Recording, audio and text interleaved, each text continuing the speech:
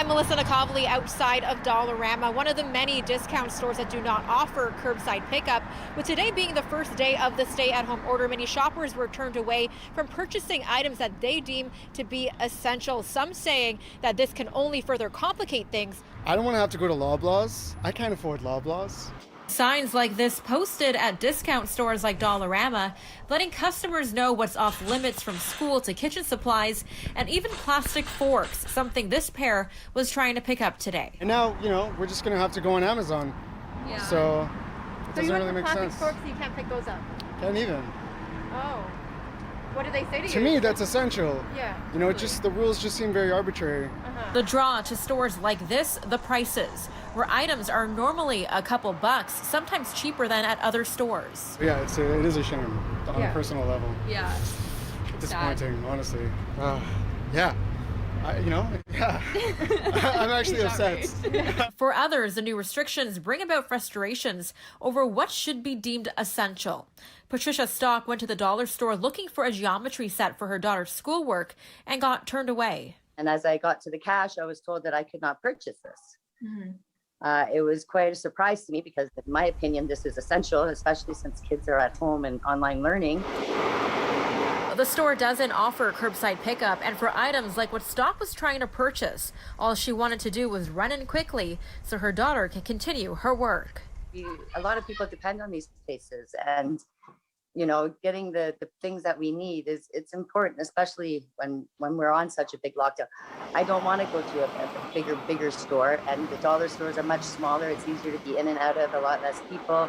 We reached out to the province to hear how they came up with their list of what's considered essential and what considerations were made, but did not hear back by deadline.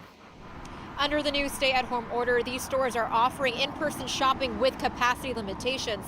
These restrictions will be in place for the next 28 days. Melissa Nakavali, City News.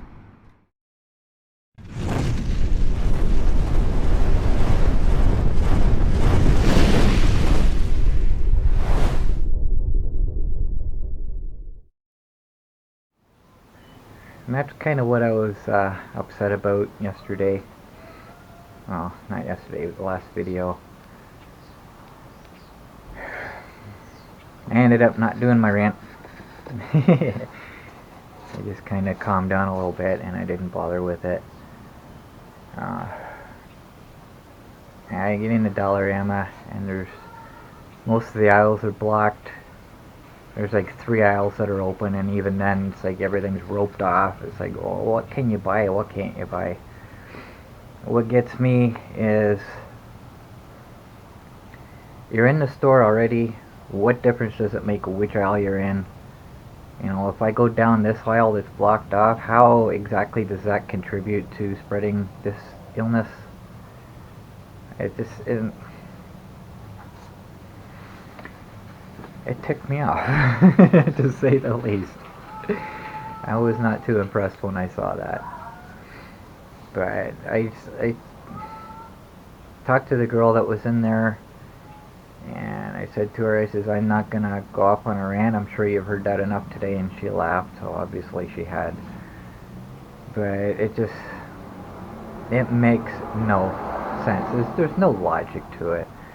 But I asked her, is this head office that makes this decision, or is it the government? It's the government. The government tells them what they can and can't sell, and then head office kind of gives them the instructions as to what they're not allowed to sell. It's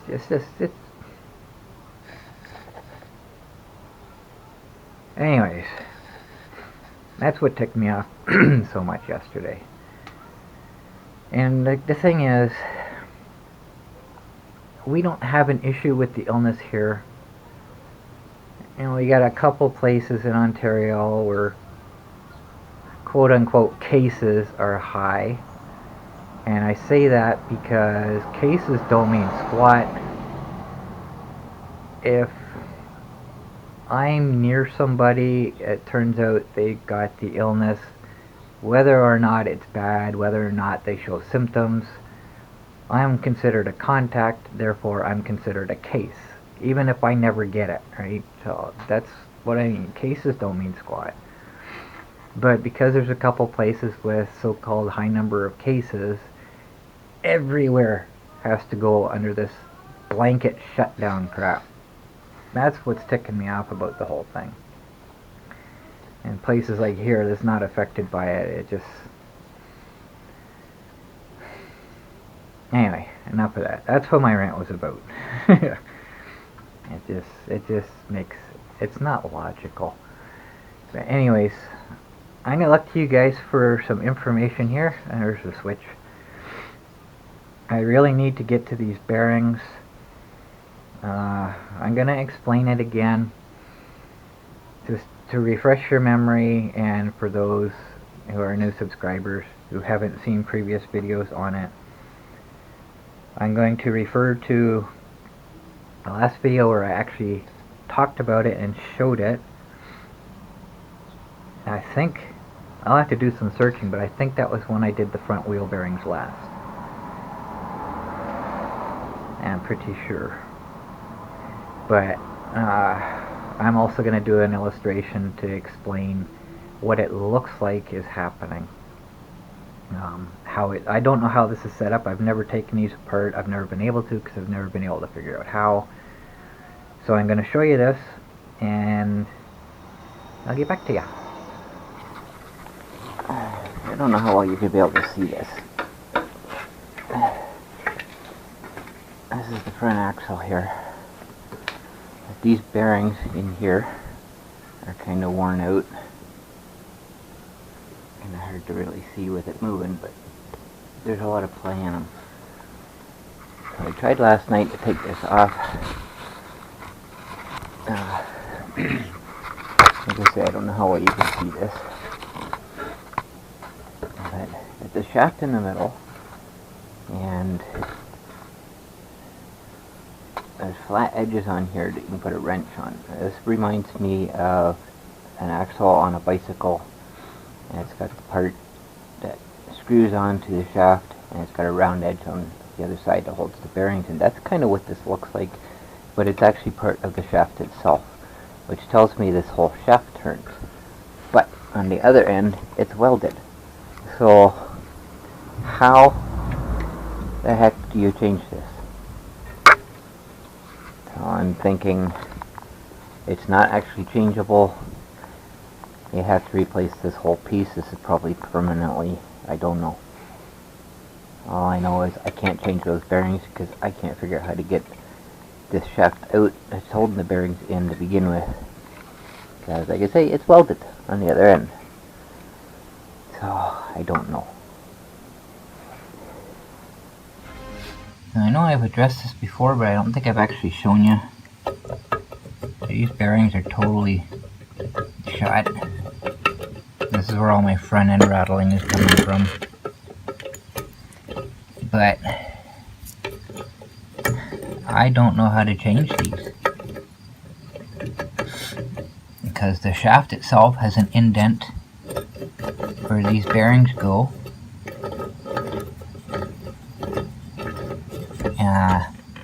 It's got flat spots to put a wrench on it, so it looks like it should unscrew.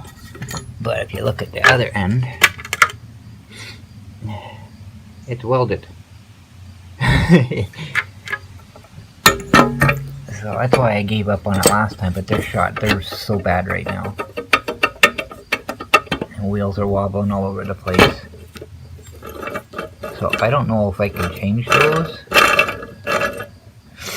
or if I have to replace the entire axle.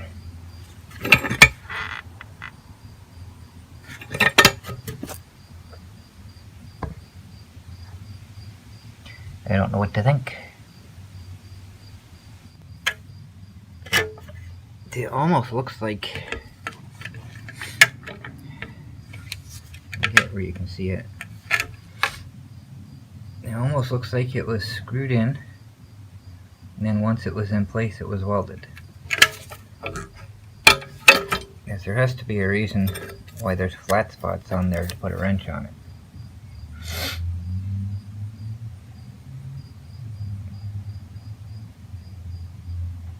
But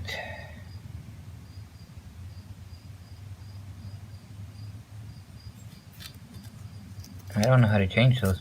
The only thing I can think of is this entire bearing system here. Maybe the whole thing comes in from this side, but I don't know. I don't want to start messing with it, because if I break these bearings, I don't get to use the scooter anymore for a while.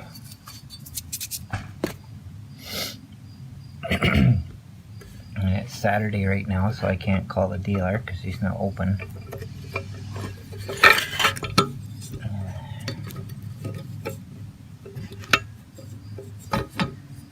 So, I guess for now I'll just concentrate on everything else that I was doing.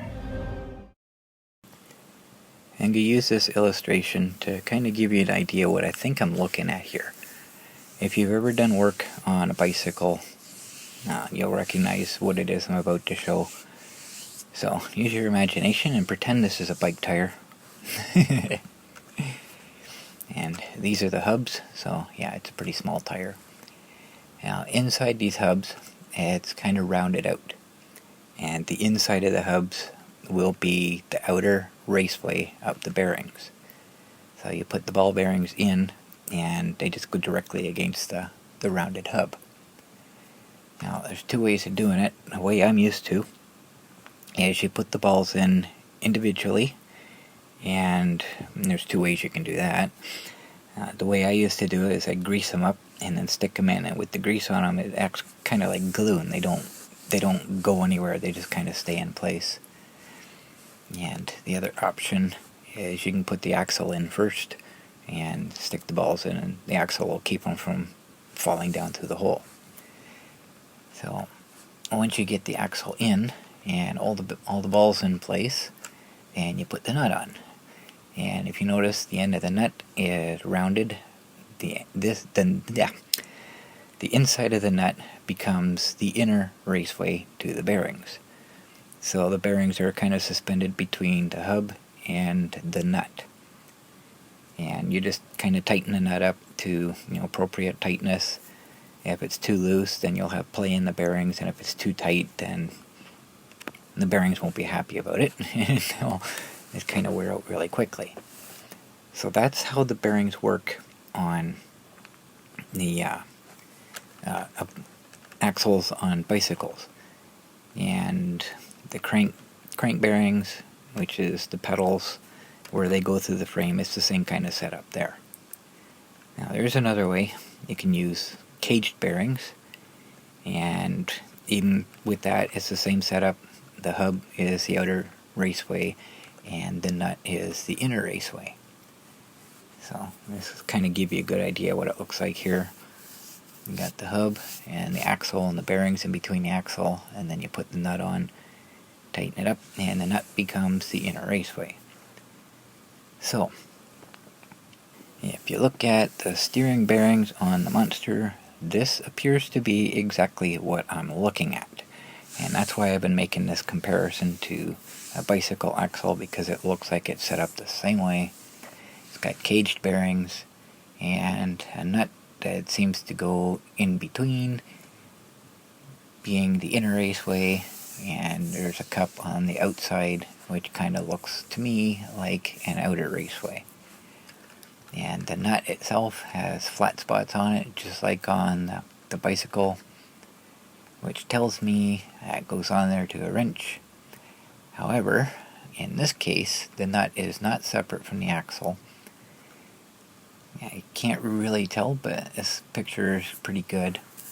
The threads actually stop before the nut, and the nut appears to be part of the axle itself, which tells me the whole thing turns and screws into the far end to tighten everything up, and that'll tighten up the bearings at the far end as well.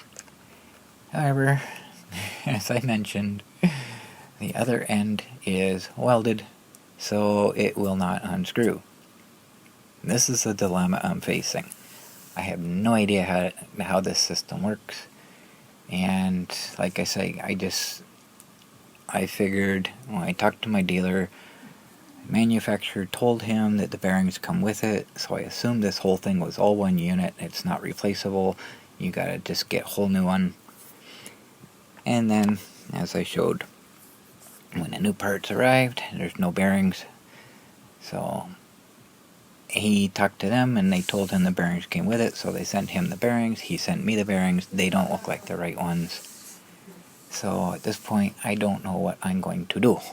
So this is the dilemma that I'm kind of looking at. Okay, so that's my explanation of how everything is set up. And as you can see, if I wiggle this sideways, you can see just how bad they are.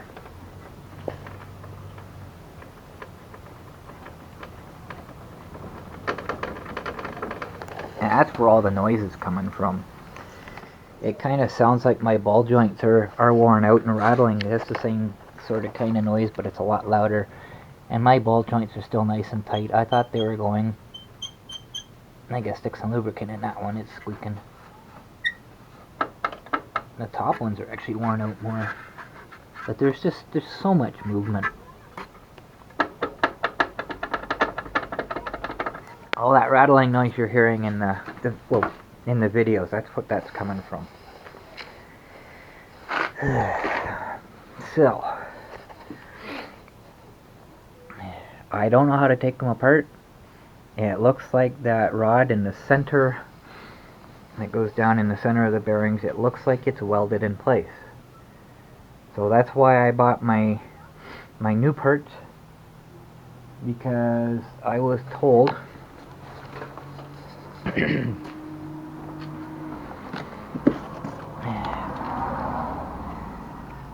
these are the new ones. I was told the bearings came with them, so I thought, you know, if that post in the center is welded in place, then they'll already be on here. Unfortunately, it did not come with the bearings. So my dealer checked, and even he told me, he said they told him that they came with the bearings. They did not. So he got back to them. Okay, there's my ball joints.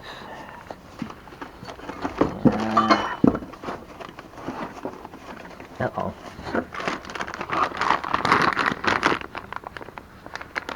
Yeah. And I don't like the looks of these ball joints because you got two red ones and two black ones. These look like they're all red. Well, they are all red. I hope that doesn't mean they're all one side. I thought I put the bearings in with those, but give me a second here. I was sure I put them in there. I don't know why I didn't, because I try to keep everything together. But either way, they'll be here somewhere. But the bearings that they sent me, they will fit in here. Now that I'm actually, let me just set this down here.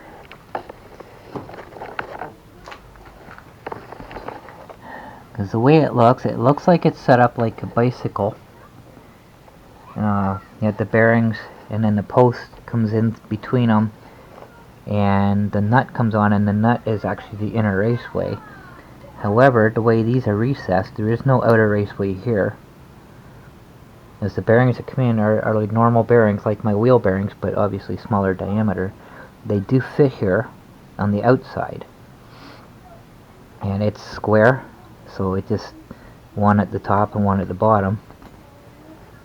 But they just don't look like the right ones. They look different than what's in there. That's what's worrying me. Because if I do take this all apart and they're not the right bearings, then, you know, I'm stuck. I won't be able to use the monster because everything's apart. Because these bearings are not going to come out nicely. They're not going to come out clean. They're not going to come out in one piece. So once I take them out, they will have to be replaced. So, and if I don't have the right ones, then I'm not sure how to figure out which ones I actually need. Okay. It bothers me that I can't find them. There they are. Okay, let me try this again now that I found them. And when I put them back, I'll put them back where the actual spindles are. Give me 1 second here. Okay. So these are just like the wheel bearings, but smaller diameters. These will fit in here. So they're the right size for this. But I'm worried about that post in the center. 'Cause if these are not the right ones, I don't know what I'm going to do. And I don't know how to get that post out. That's my major obstacle right now. That is the reason I haven't done this yet. Because I got all these parts last fall, and I was just so concerned at getting the monster working that or keeping the monster working, whatever, I just decided to save it until spring. Well, now the time's come. They're seriously worn out. It's really, really difficult to steer. And going straight, it's no big deal. As soon as I try to turn, especially to the right, it's really super stiff. And I'm kind of worried about bending my steering rod now. But once I turn really sharp to the right, it's really difficult to straighten out again. And it's making for abrupt steering changes. It's very uncomfortable. So what I'm looking to you guys for is, do any of you have any kind of experience with this kind of setup? Do you have any suggestions, or do you actually know how to actually change those? How to get that post out of the center? That's my main concern right now. So, if anybody knows, please let me know what I need to do here. Because I don't have a choice. It's got to be done soon. I'm just not sure how. So, anyway, nice day today. Well, it looks like the last nice day for a while. So I'm gonna go out and enjoy the day while it's still here. There's more rain coming. 3:30 this morning, I think it was. Just as I was going to bed, I got a notice: rain in the next 24 hours.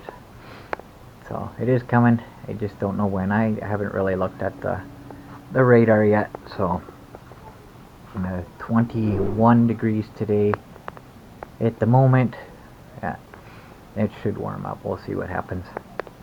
So I'm going to go for a tour. I don't have any plans whatsoever.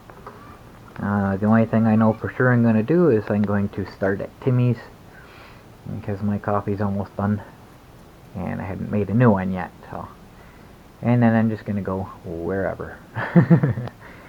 So let's go have some fun.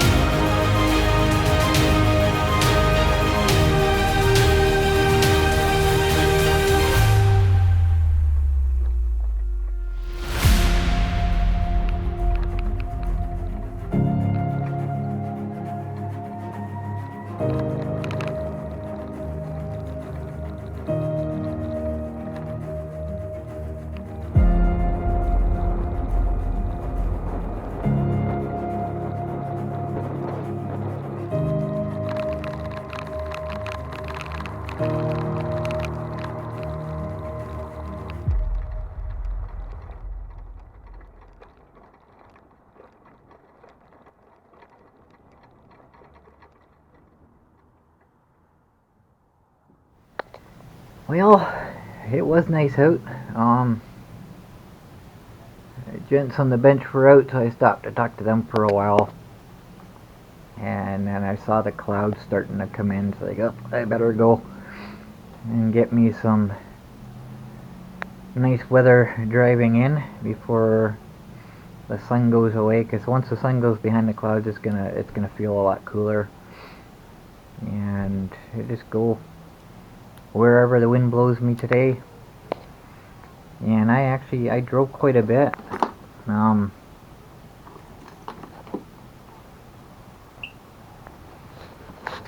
I did 23 kilometers today, and I got 2 bars left, and I'm really close to that last bar. It's been on 2 bars for a while. I've been waiting to hear my double chirp for the low battery warning. It never did happen though. If I went up one more hill, it probably would have happened. But I did do a lot of driving. Let's see what my total miles are now. It's been a while since I've checked that. 13,579 kilometers is total amount that I've driven since I bought the Monster. Of course, it's more than that because there were a couple periods where I was driving without the speedometer cable. So it's not a lot higher, but it is higher.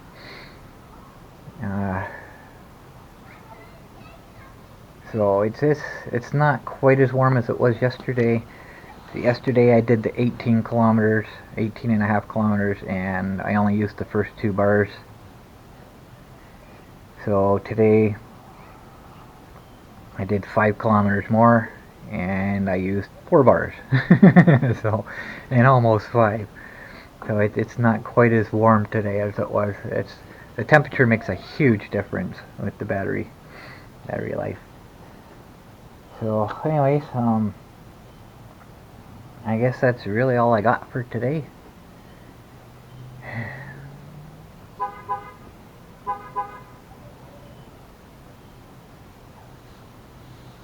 I don't think anything happened while I was out that I really need to talk about. I just enjoyed the day. So I guess that's it. Thanks for watching.